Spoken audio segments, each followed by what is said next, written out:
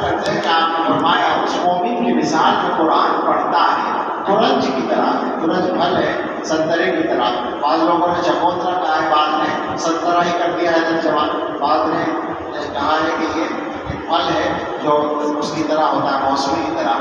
تو اس کا خوشبو, اس کا ذائقہ بھی اچھا ہے اور اس کی خوشبو بھی اچھی ہے.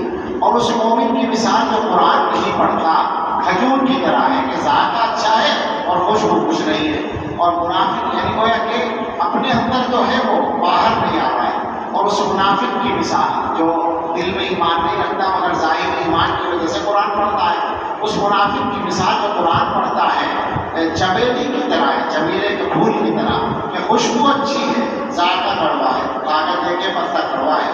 اور اس منافق کی مثال جو قرآن نہیں پڑھتا حنظل کی طرح ہے, ایلوا اندرائن, کڑوا ترین ہے وہ, اس کا ذائقہ کڑوا ہے اور خوشبو بھی نہیں. چلیے